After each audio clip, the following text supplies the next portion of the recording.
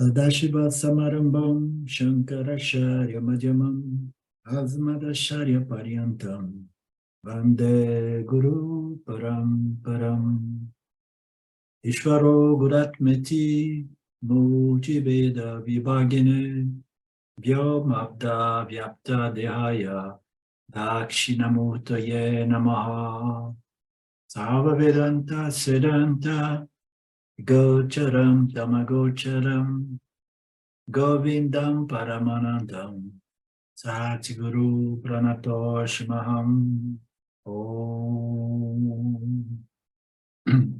Om Shanti Shanti Shantião, Namastê, bem-vindos à nossa aula do Gita. Nós entramos no arquivo, né? No arquivo seguinte, né, Marcelo? Todos sabem, todos já receberam? Está publicado ali no WhatsApp. Publicado. Então, nós vimos aqui, tem um resuminho, né? E nós vimos que no verso 9, Krishna Guru diz: Arjuna, aquele que realmente conhece o meu nascimento e as minhas ações divinas são ações não movidas por karma, por vasanas, por desejos, por plenitude, né? Ganho que possa me resolver, etc. Aqueles que realmente conhecem meu nascimento e as minhas ações não movidas por ignorância, essas pessoas compreenderão a minha natureza e assim não deverão obter um outro nascimento. Elas simplesmente desistirão do corpo. Como é que você faz para desistir do corpo? Assim as pessoas me alcançam. Como é que a gente faz para desistir do corpo, Marcelo?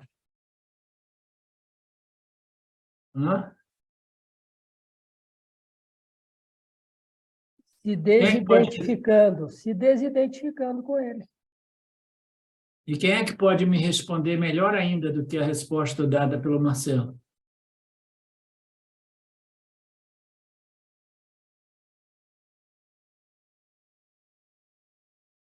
Não, a gente desiste do corpo desistindo dos desejos. Então, os desejos que fazem de modo que Ishvara nos propicie um outro instrumento para que possamos, né, correr atrás dos nossos desejos.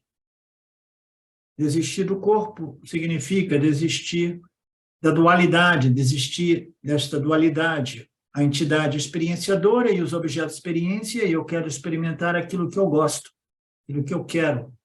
Desistir do corpo pressupõe desistir dos seus ragas and devestas, abandoná-los, né, deliberadamente, gradualmente, naturalmente, na medida que você compreendeu o jogo, compreendeu o sistema, compreendeu que tudo e qualquer ganho obtido, né, fisicamente, materialmente, ele é limitado, finito, incompleto, defeituoso, e etc., etc. Então, o indivíduo, ele abandonando os seus desejos e aversões, né, ele naturalmente está abandonando, né, porque a gente vai... As palavras existem, mas a gente se comunica com o Criador de modo silencioso. O Ishvara sabe exatamente o que está contido no nosso corpo causal. Então, a qualidade, né, dessas vasanas. As vasanas, elas são Aham Brahmasmi, chega Ishvara, chega, não de novo, não estou mais interessado, eu desisti, né, de viver como uma entidade experienciadora, eu desisti de ser um riozinho que sobe e desce, sobe e desce, sobe e desce, eu me identifico com o oceano, eu sou o oceano, né? Então, eu estou abandonando o samsara. Então, ele faz essa leitura lá no nosso corpo causal. Então, nós precisamos de desistir dos nossos raga e dvesha, né, a nível consciente, de tal modo que as vasanas, né, chega, Ishvara, já deu, né? Aquele tipo de vasana vai sendo comunicado a Ishvara. Ishvara fala assim: pô, esse cara parece que ele não quer voltar mais ao planetinha dos bárbaros. Será que eu mando ele para um outro planeta? Aí o cara diz: não, Ishvara, qualquer planetinha, chega.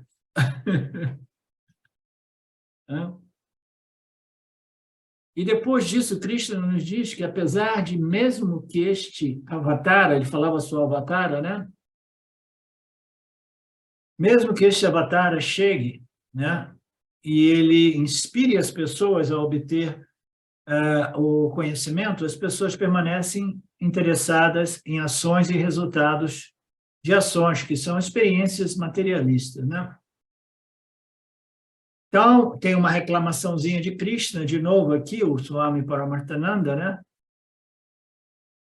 Se ele pode realmente reclamar, é que a maioria das pessoas não está interessada no objetivo mais elevado, que é o autoconhecimento. Todo mundo está interessado na felicidade, na paz, na satisfação, né? E as pessoas não querem compreender que essa felicidade jamais será encontrada através dos ganhos dos meus desejos materiais.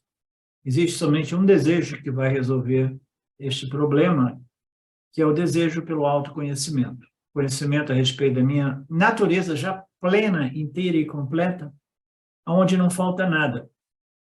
Ninguém está interessado nesse objeto de desejo mais elevado, reclama Krishna, né? Elas querem coisas pequenas, mesquinhas, perecíveis, limitadas. E com esse tópico, né, reclamão do Krishna Guru, o tópico Avatara termina, né? Agora, no 13º verso em diante, do capítulo 4, nós entramos no tópico chamado Yana Dharma Sannyasa, né? Então, é uma expressão interessante que precisa ser compreendida dentro do contexto do Bhagavad Gita, né? Então, você quer o Yana, você quer o autoconhecimento, né? E você quer desenvolver um espírito de sannyasa, mas isso você faz não abandonando o mundo e as ações que são inevitáveis, uma vez você interaja com o campo, né? Como você não pode abandonar o campo, qualquer tipo, mínimo que seja, de interação será necessária. Então, este Yana, ele precisa ser obtido, esta atitude de renúncia do sannyasi precisa ser obtido apesar dos karmas. Então, é Yana Karma Sannyasi. Aqui nós temos que lembrar que o pano de fundo do ensinamento de Krishna é esse, que é o quê? O Bhagavad Gita, o Karma Yoga. Você age, você mantém, você continua fazendo seus papéis, interagindo. Isso não é um obstáculo para o conhecimento, porque qualquer pessoa, até mesmo os sannyasis, eles precisam fazer alguma coisa, né? Então, você precisa de obter esse yana e obter, através de um espírito de renúncia. Renúncia o quê? Renúncia a esses desejos que são meramente ignorantes, né? E você desenvolve desejos superiores. Este é o pano de fundo do Gita, desejo por Dharma, Moksha. Ele queria renunciar ao campo de batalha e Krishna estava lá tentando convencê-lo a não fazer esta bobagem, porque ele estava tentando fugir de uma situação que precisava ser transformada através da compreensão. Se ele fugisse do campo de batalha, ele estaria destruindo a si, destruindo a sociedade, né? Ele se sentiria realmente, né, uma pessoa fracassada, não faria nenhum benefício, serviria como benefício de crescimento espiritual, muito pelo contrário. Ele estava com medo de ação, porque as ações eram ações extremamente desagradáveis, de destruir as pessoas que estavam do outro lado do campo de batalha, mas são pessoas boas, eu conhecia desde garoto, não importa, nós estamos aqui num momento crítico, né? E o Dharma está pendurado por um fio, mais ou menos o período que nós vivemos hoje. O Dharma está pendurado por um fio, né? E se a gente não fizer alguma coisa para proteger o Dharma, aí todos nós sofreremos, né, juntamente. Portanto, não importa que pessoas boas estejam do outro lado, tenham votado no partido da ignorância, no partido da violação do Dharma, né, no partido do engano, da mentira, do roubo, da corrupção, você simplesmente, né, você fala, não importa, mesmo que pessoas conhecidas, boas, estejam lá, ainda assim, né, eu preciso proteger o Dharma, né?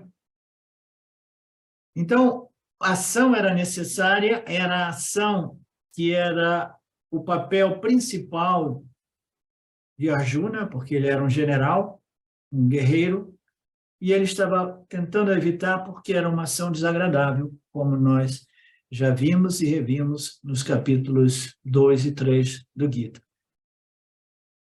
Ninguém jamais pode abandonar a ação completamente, a gente pode, no máximo, alterar o tipo de ação, ter algumas preferências a respeito de ação, mas a gente precisa de agir um pouco, né?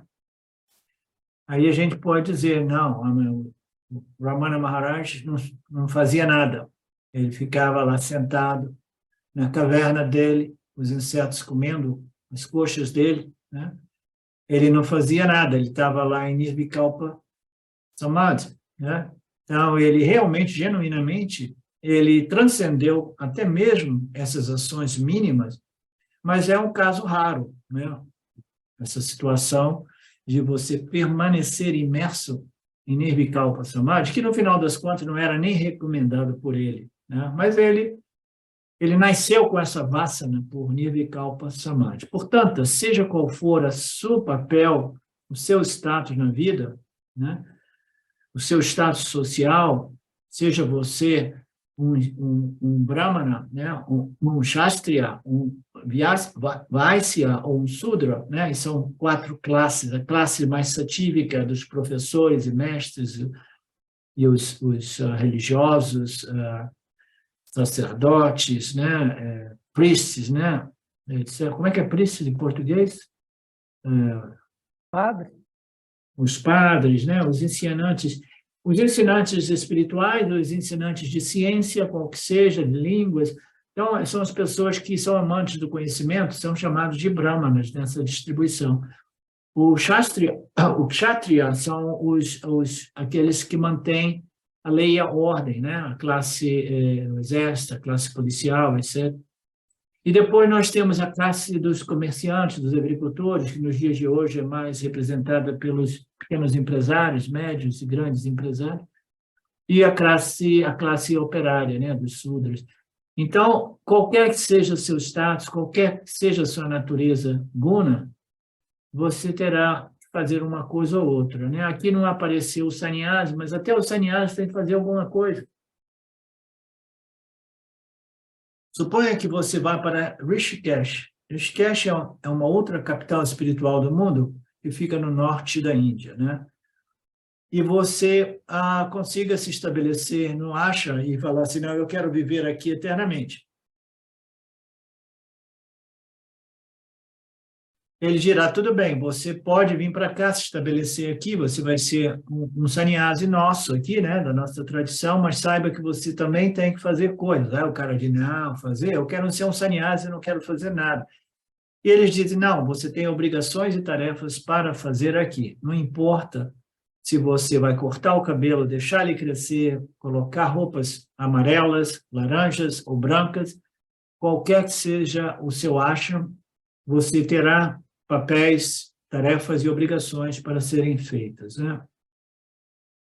Aí ele fala que a única diferença é que você já não faz aquelas tarefas domésticas ou aquelas tarefas, né, como pequeno empresário, ou como tarefas de família, né? Mas você faz tarefas do ashram.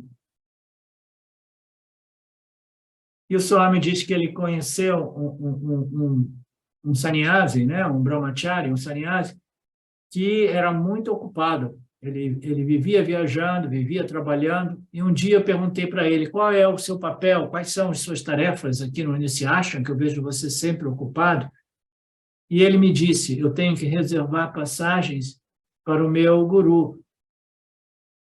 Ele é um Swami muito popular, e ele viaja por toda parte do mundo, né? E eu tenho que arranjar, preparar, reservar e viajar com ele para facilitar tudo. Então, sou uma pessoa muito ocupada. Esses são os meus desejos, este é o meu estilo de vida. Então, até mesmo um sannyasi, de repente, ele pode ter uma vida mais rajásica do que uma pessoa que vive engajado na sociedade, né?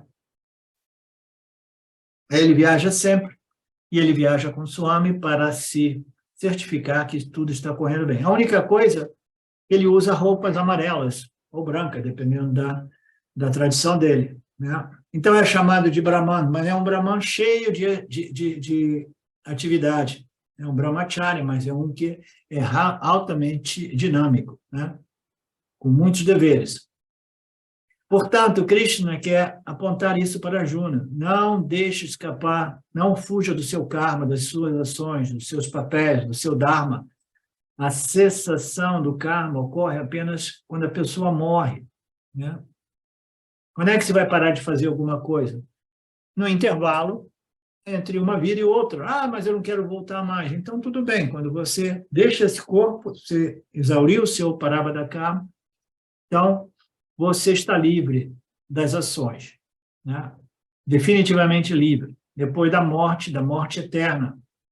E não é realmente uma morte, é a morte da configuração dos elementos, né? Numa entidade chamada Jiva-Atma, que retorna de novo, nascimentos após nascimentos, para chegar a esse conhecimento final. E quando você morre entre nascimentos e renascimentos, você para de agir, mas aí você dá um trabalhão para as pessoas ao seu redor. Elas estão trabalhando para descartar o seu corpo, que rapidamente começa a apodrecer. O meu irmão faleceu aí uns 6, 7 anos atrás e deixou um monte de karma, um monte de encrenca, né? Eu tive que deixar a Itália, eu estava morando na Itália na época, para vir para o Brasil, para descascar todos os pepinos, abacaxis que ele deixou para a gente. O meu irmão descartou o corpo, cuidou disso, né? Quando eu cheguei, o corpo já tinha sido queimado, mas eu tive que lidar com né, as encrencas que ele deixou. Tudo vive. Até mesmo o átomo está vivo, os elétrons estão girando rapidamente ao redor do seu núcleo, tanto no micro como no macro. O sistema solar é vivo, os planetas se movem, né? Tudo é dinamicamente ativo neste universo. Os karmas, as ações, o dinamismo do universo, ele é intrínseco, ele existe inevitavelmente. Aprenda a lidar com as ações, aprenda a lidar com o karma, jamais tenha medo do karma. Karma, literalmente, significa ações e seus resultados. Em geral, as pessoas que não estão familiarizadas com os ensinamentos vedânticos, elas pensam que o karma é somente a encrenca que vem depois das ações, os resultados das ações que produzem encrenca. Mas o karma, ele é a ação e o desenvolvimento, as repercussões dessas ações que são divididas em Sanchita Karma e Parabada Karma, né? Então, tudo, né? Tudo depende de ação e nós não podemos evitá-las se nós quisermos ser vivos, né?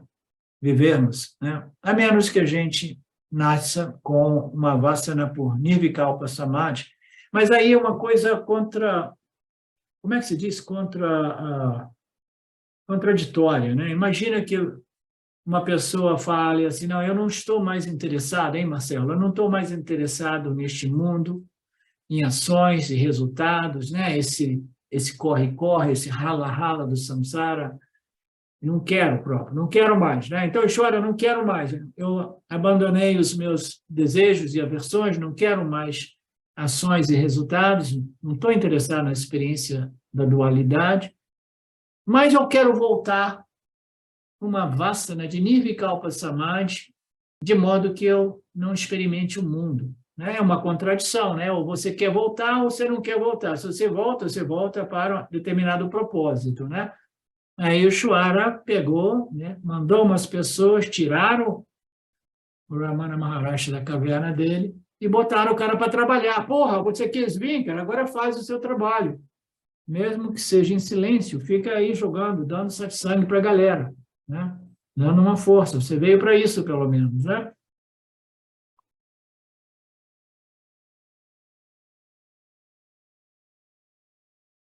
Então, saiba lidar com o karma. Saiba que, uma vez que você jogue os karmas no campo, você vai ter efeitos, resultados, efeitos colaterais. como no caso de alguns medicamentos alopáticos.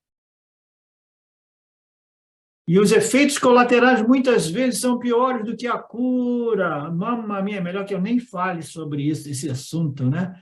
Que o remédio se torna pior do que a doença, né? Da última doença famosa que se tornou aí popular no mundo, né? Quando o remédio é pior que a cura. Muitos desses remédios, eles são piores do que a doença. Da mesma forma, karma significa que existe uma responsabilidade. No momento em que você assume um projeto, logo no início vem uns problemas, uns defeitos, né? Uma ansiedade. Será que vai dar certo? Será que eu vou ter sucesso? Será que eu vou fracassar? Né? No início já existe uma ansiedade a respeito do fracasso ou do sucesso. E durante a performance existem obstáculos, tensões, né? Frustrações.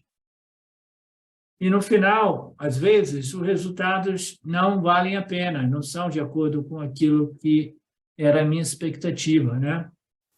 Portanto, o karma traz sempre perturbação mental, antes, durante e depois. Essa é uma frase bonita. Portanto, o karma, inevitavelmente, nós devemos saber disso, traz sempre perturbação mental, emocional. Antes, quando você lança um desejo, você fala, eu quero, imediatamente você já começa a sofrer o desejo, porque o desejo ele já é um elemento de sofrência, de sofrimento. Porque se eu desejo alguma coisa, eu desejo porque eu não estou satisfeito assim como eu sou. Então, no momento que eu desejo, a minha mente já começa a sofrer uma perturbação antes, durante a busca pela conquista desse objeto de desejo, e até mesmo depois, e o problema maior, o sofrimento maior, que até mesmo depois da conquista do meu objeto de desejo, ainda assim eu continuo sofrendo, e eu digo, o problema é que não era exatamente aquilo que iria resolver o meu problema, não era aquela pessoa, essa pessoa aí, não, foi um erro, é uma outra pessoa que eu ainda vou encontrar, é uma outra circunstância, é um outro evento, é uma outra situação que vai me resolver, né? Então, as ações que buscam, né, um resultado que possa pacificar a minha mente, elas são defeituosas e trazem sofrimento antes, durante e depois. Então, o que fazer? Como você vai lidar com as ações que são inevitáveis, que inevitavelmente produzem perturbações? Como é que eu vou neutralizar esse elemento, perturbação mental, emocional, psicológica, né, derivada das ações, né? Se eu tenho que agir, então existe uma fórmula mágica, existe uma pílula, né, que vai resolver esse problema, desses defeitos relativos à ação, que é perturbação, né, mental, emocional, psicológica. Como resolver esse problema? Arjuna pensou que a solução era abandonar o campo de batalha e fugir, e tornar um renunciante, um sannyasi, imediatamente. Krishna disse, você não pode desistir do seu karma, porque a sociedade irá perecer, você irá ser destruído espiritualmente, você precisa aceitar o seu dharma e exercer o seu papel, faça o seu karma. Os efeitos colaterais estarão sim presentes, mas para neutralizar esses problemas, você precisa de um outro remédio. Então, você vai colocar as ações, porque é o seu dever colocar as ações, mas você vai neutralizar, se imunizando contra os efeitos dessas ações. E esta imunização não é uma vacina, esta imunização é uma compreensão profunda a respeito das ações e seus resultados e o porquê que as ações elas produzem perturbação e sofrimento quando o conhecimento a respeito desse sistema não está presente.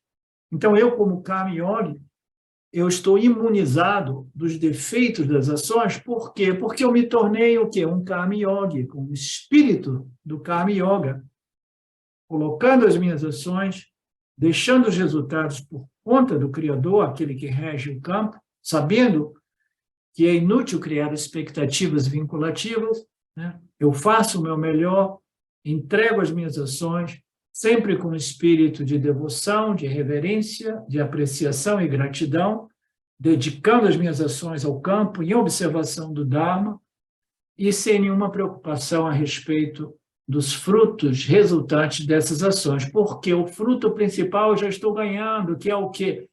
A minha elevação espiritual, a minha purificação através desse espírito do Karma Yoga, né? Então, o Karma Yoga é a pílula que vai neutralizar a problemática da ação e os seus resultados perturbadores, né?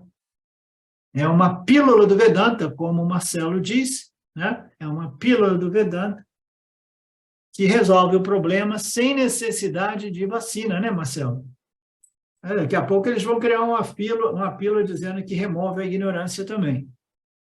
Uma pílula não, uma vacina.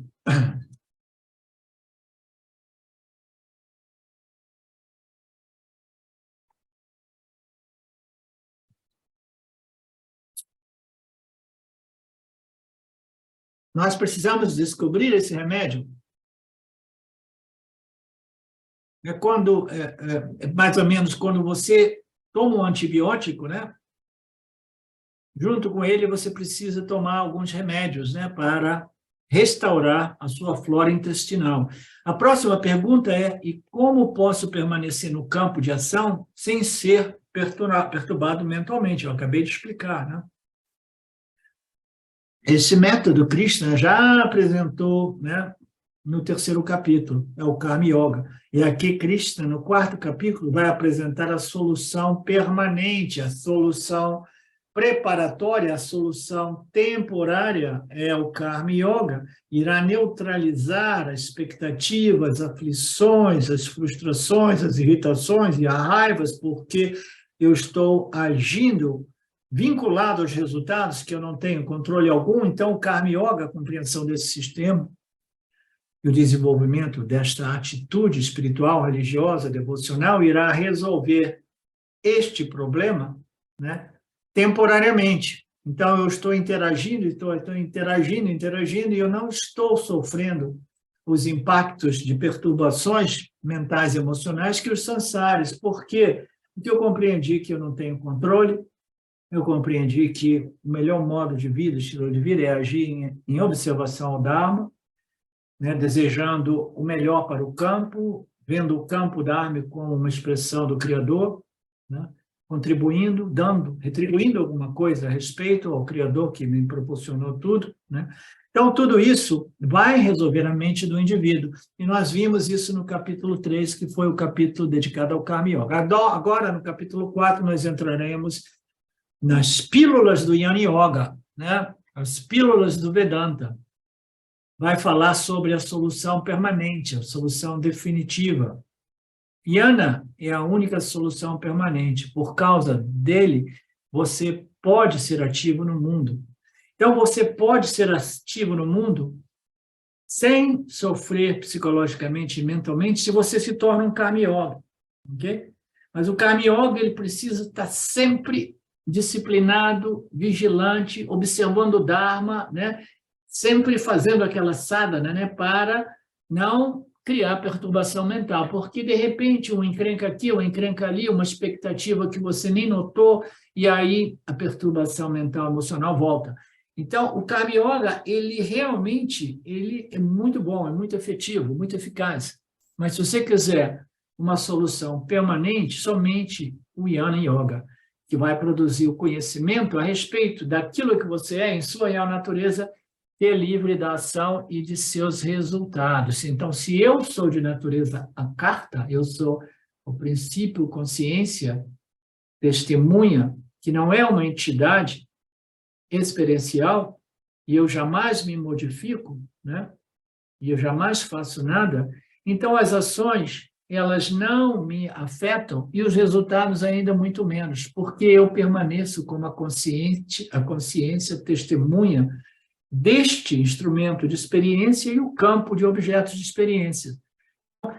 A segunda solução é uma solução definitiva, permanente, solução essa que, uma vez obtida, ela se manifesta como um escudo protetor permanente que não requer esforço, porque o autoconhecimento, uma vez muito bem digerido, processado, internalizado, né, ele se torna um escudo, ele se torna uma imunização natural, livre de constante esforço ou disciplina ou vigilância, entendeu? Você simplesmente sabe que nada no mundo pode te afetar, porque você é a consciência livre e independente das experiências deste complexo corpo-mente, né?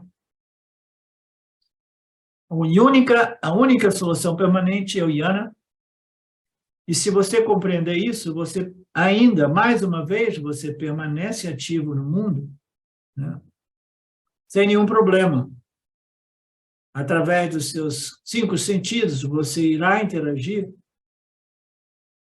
e você irá lidar com as ações e seus resultados, né? Naturalmente, esta é a pílula do Vedanta. Naturalmente, uma vez este Jnana seja obtido, o indivíduo, ele, né, em geral, ele é menos inclinado às ações e seus resultados. Os resultados eles são neutralizados com Jnana, porque em Nietzsche os resultados cabem em Ishvara, né? As ações vai depender da nossa natureza gúnica, né? Como nós sabemos, alguns dos nossos Mahatmas, né, o Shimayananda, em primeiro lugar, eram muito ativos, muito rajásicos, trabalhavam 18 horas por dia, escrevendo, fazendo isso, criando, estudando, né, ensinando, abrindo escolas, hospitais na Índia, né? Então, vai depender do nosso temperamento. O indivíduo ele pode permanecer, mas o Jnana jamais coloca ações visando os seus resultados, porque ele, acima de tudo, ele compreendeu Mithya. O Jnana é aquele que tem um conhecimento espiritual completo. Ele compreendeu Mithya, Ishvara, Jivajara, e compreendeu Satya. Eu sou Satya, a Mithya é uma sobreposição que ocorre, né? E eu sou um agente que opera no campo de Mithya. Então, as ações dentro de Mithyas cabem em Ishvara, eu não tenho nenhuma expectativa. Eu, como entidade que interage e que coloca ações, eu estou aqui servindo ao Criador deste universo aparente, mas minha real identidade é Satya, esse princípio consciência, testemunho. Então, eu permaneço ativo. Por quê? Porque Ishvara me criou assim, então eu vou seguir essa natureza. Por que eu vou querer mudar a minha natureza intrínseca? A minha natureza intrínseca como instrumento de ação e experiência, né? Não, o Jnana não quer mudar a sua natureza, né, gúnica, né? Ele simplesmente diz, não, eu sigo a minha natureza, né? Não faz nenhum sentido controlar a natureza das pessoas, como uma outra passagem no Gita diz mais adiante, né? Deixa que cada um siga as suas naturezas gúnicas, né? Para que tentar controlar, mudar? Você compreende que você é livre da ação e dos resultados. Esta é o remédio, a pílula do Vedanta. Quando você... Aí o Swami apresenta uma analogia. Vocês conhecem uma fruta chamada jaca. Aqui tem muita jaca. Ninguém gosta de comer jaca porque todo mundo diz aqui que é indigesto. E eu acho que eles têm razão mesmo. E a jaca é uma fruta enorme que, né, se você abre uma vez me deram 2, 3, acabou ficando aí para os pássaros, né, porque é indigesto e é chato de comer, tem uma cola, tem uma coisa que gruda, né, pegajosa, uma substância pegajosa. E na Índia, a jaca, né, é importante, eles são muito pobres, né, todas as frutas são importantes lá. Então, eles têm que lidar com essa substância pegajosa, porque na medida que você começa a comer, começa a grudar na sua mão. E aí você vai tentando limpar, e mais você limpa, mais outras partes do seu corpo ficam pegajosas. Então, é como se fosse uma coisa que vai grudando em tudo, e tudo vai grudando em você. Você deve saber antes qual é o método para manusear uma jaca. Você tem que botar óleo de coco na mão. Em Kerala, no sul da Índia, todo mundo sabe, óleo de coco, aí você lidar com a jaca, sem que a jaca fique grudando em você. O karma é a mesma coisa. Como é que você vai interagir com o campo sem deixar o campo grudar em você? Como interagir com as pessoas sem fazendo de modo que as pessoas não fiquem grudadas em você? as situações, as impressões, né? Os conflitos, né? As impressões mentais, as vasanas se desenvolvam. Então, o karma tem esse problema. Quando você entra no mundo da ação, interação e seus resultados, você começa a ter coisas grudando em você. E você tem que ficar, chega para lá, nada deve grudar em mim, né? Eu não gosto de grude, né? Então, eu tenho que colocar um óleo de coco. E o nosso óleo de coco é o quê? Kama Yoga e Yana Yoga. Então, eu desenvolvo essa sabedoria espiritual de modo que eu não deixo as coisas grudarem em mim. Por que a gente deixa as pessoas grudarem na gente? Por quê? Porque a gente está investido nos outros, a gente acha que os outros vão me ajudar, vão pacificar, vou obter mais segurança, mais isso, mais aquilo. E aí, quando você vê, você vai ficando enganchado aqui, cheio de, né, de ganchos, de grudes. Aí chega um ponto que você quer o divórcio. Agora, a separação é a única solução. Aí o outro não quer a separação. Aí o grude, né, parece interminável. Então, o karma, ele é perigoso, a menos que você tenha este óleo de coco chamado Yana, o conhecimento a respeito de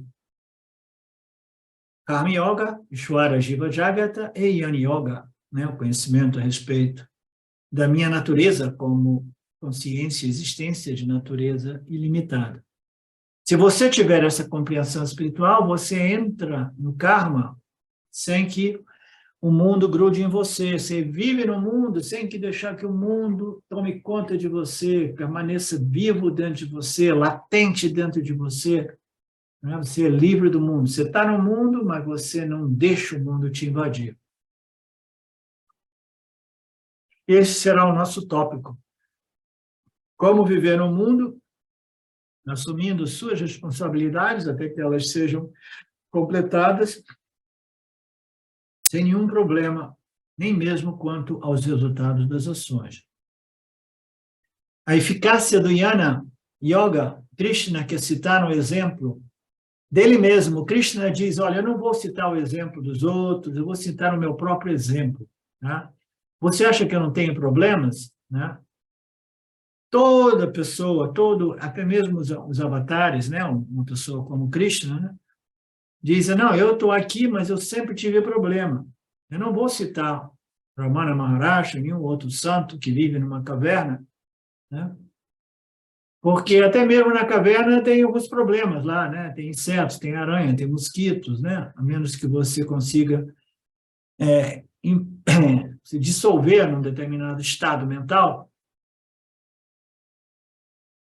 Ele cita Ramana Maharshi como exemplo. Muito conveniente. Você vai, entra em Nirvikalpa Samadhi, né, e foge de tudo. A nossa cultura, a beleza na cultura vedântica é que você é o que você quer fazer. Existem alguns exemplos. Mesmo que você queira roubar, Krishna Paramatma está lá como exemplo. Então, dentro das nossas escrituras, qualquer que seja a ação, você pode agir de um determinado a converter essa ação em ação religiosa e espiritual, que não vai deixar o mundo grudar em você. O que gruda aí na gente? O que gruda é o karma, né? Os resultados das ações, né? As impressões, os conflitos, as culpas, os arrependimentos, os medos, né? Então, você pode até ser um ladrão, mas um ladrão, como apresentado em algumas passagens de algumas dessas escrituras, mas um ladrão que converte aquelas ações em práticas religiosas, espirituais, que permitem a ele permanecer livre deste grude chamado karma. Krishna não deseja citar nenhum exemplo apropriado, ele quer apresentar o desejo, o exemplo dele mesmo. Ele fala, desde o início eu sempre tive problemas nessa encarnação, como um avatar, né? Eu nasci na cadeia, preso, e posteriormente, após Asuras, né, eu tive que enfrentar, pois eles queriam me destruir, e muitos dos meus empreendimentos foram fracassos, muitas das minhas missões falharam. Quando eu me dirigi a Duryodhana para evitar a guerra, eu também fracassei naquela missão. Portanto, Krishna, eu enfrentei altos e baixos como toda e qualquer pessoa. Apesar de todas as minhas interações, sucessos e fracassos, eu permaneço intocado, tanto pelo karma quanto pelos resultados dos karmas. Né? Então, qual é a magia? Que pílula é essa? Né? Que imunização é essa? Que, apesar de todas as dificuldades, altos e baixos, fracassos e sucessos, né? Algumas entidades passam por esse mundo sem jamais ser tocado pelos fracassos e pelos sucessos, pelos karmas e seus resultados. Né? Eu me lembrei de um provérbio que diz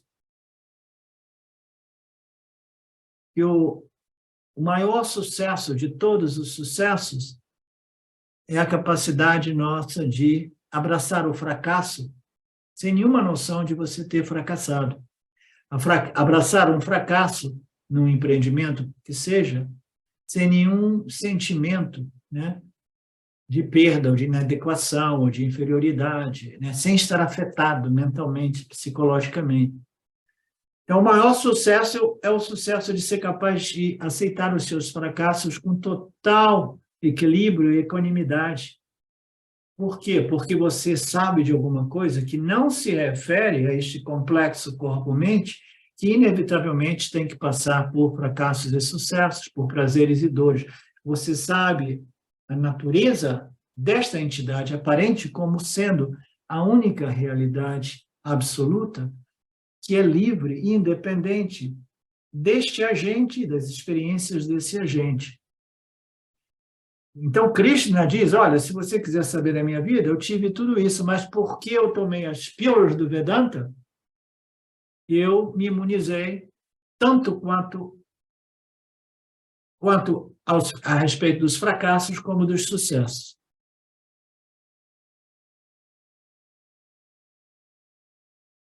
Arjuna, eu não fugi dos meus deveres, eu fiz todos os meus karmas.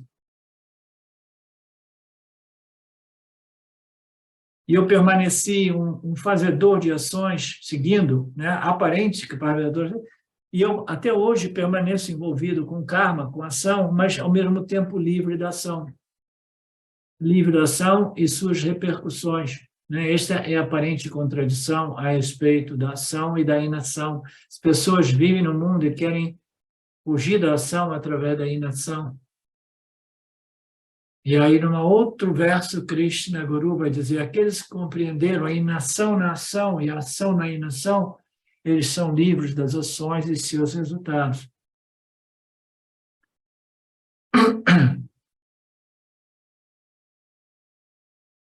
Olhe para a segunda linha do verso 13. Conheça-me como seu autor, Arjuna, eu não escapei dos meus deveres, eu fiz todas as ações que eram no meu script, no meu Swadharma. A maior ação é a ação do Mahabharata. Sou envolvido numa guerra, né? Uma guerra para restabelecimento ou proteção do campo dármico, né? Eu ali, do lado de Arjuna, pronto para proteger Arjuna, eu me tornei um escudo, né? Um escudo protetor. Eu tinha que proteger Arjuna e, ao mesmo tempo, eu não podia somente dizer que você pode entrar na inação, evitar as ações, porque você é livre. Eu tenho que dizer, você é livre, mas você precisa agir. Olha a aparente contradição aqui. Você é livre da ação, mas ainda assim você precisa agir, você precisa exercer o seu papel como general do seu exército. Existem duas naturezas, duas ordens de realidade. Uma que é livre da ação e uma que foi desenhada para a ação. Esta é a natureza do Arjuna, o guerreiro, o general do seu exército, que vive para proteger e restabelecer o Dharma.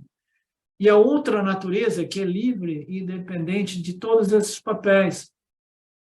Krishna chegou ali como um Krishna Guru, mas ainda assim ele era um Krishna com muito interesse no restabelecimento do Dharma. Então, foi o papel mais difícil, ele diz, o papel que ele exerce no Mahabharata, que é estar lá no campo de batalha, protegendo Arjuna e, ao mesmo tempo, ensinando a humanidade através do ensino que ele apresentou a Arjuna. E que ensino é esse? A respeito da ação e da inação. A ação e seus resultados, e o fato de que fugir das suas ações não é a solução, mas somente a compreensão da ação na inação e da inação na ação, que é um tópico lindo e maravilhoso que nós abordaremos no futuro próximo. E não apenas distanciado do karma, mas também do karma pala. Você se mantém imune a respeito das ações, sabendo que as ações cabem à sua natureza inferior, como um Jiva-Atma, e você permanece firme na sua identidade absoluta como a carta, livre da ação, testemunha, consciência pura.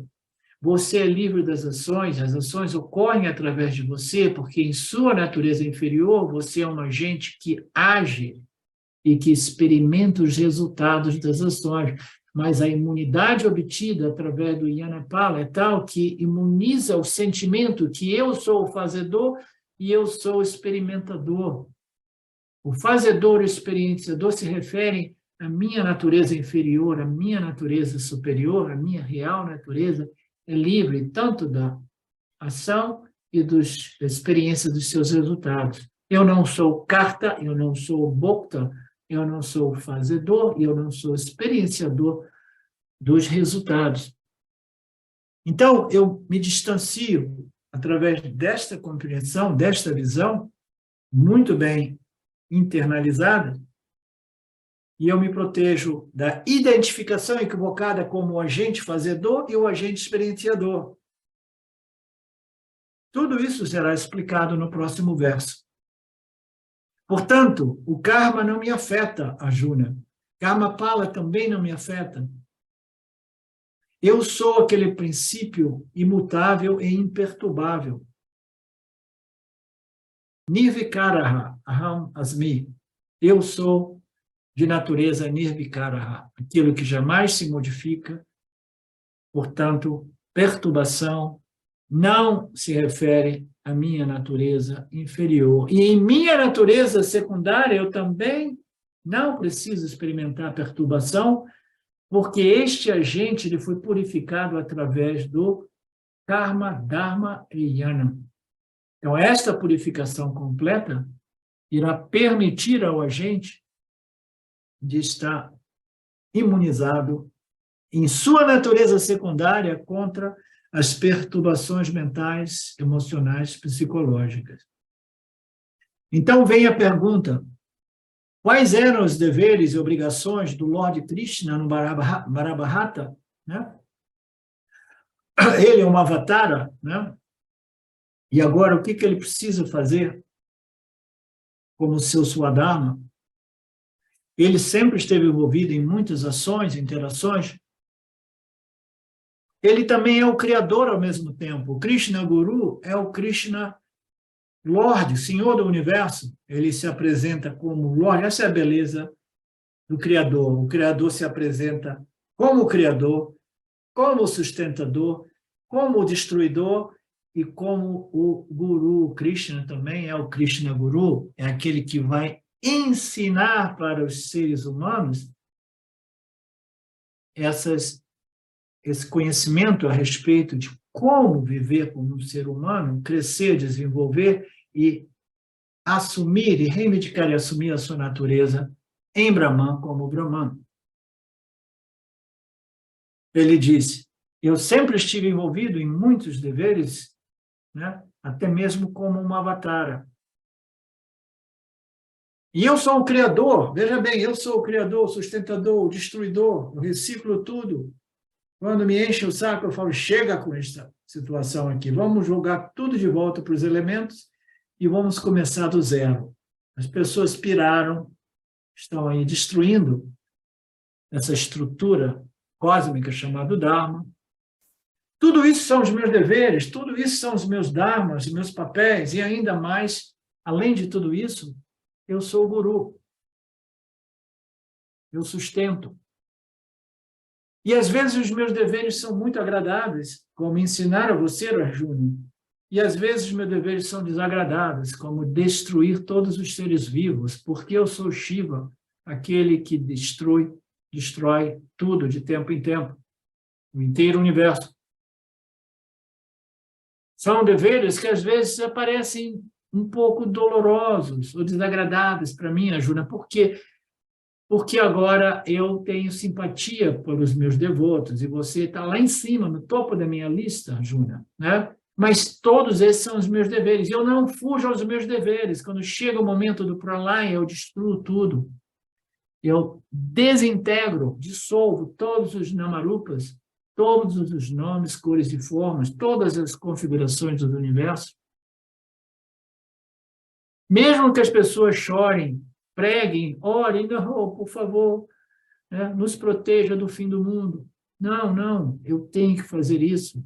Tenham confiança de que eu sei o que estou fazendo. Eu assumo todos esses dharmas, todos esses papéis, inclusive durante o pralaya, o destruidor das coisas também. Tudo isso são os meus desejos, mas eu jamais estou envolvido com nenhum desses deveres, nenhuma dessas ações e nenhuma dessas experiências. Ok, essa é uma passagem bonita, vamos parar por aqui. A gente volta na semana que vem, no mesmo horário, né? Com a beleza do Gita. Om Purnamada Purnamidam Purnamudachyate Purnasya Purnamadaya Purnamevavashishate. Om Shanti, Shanti, Shanti. Namastê. Obrigado a todos vocês, meus queridos Vedanta Brasil. Até a próxima.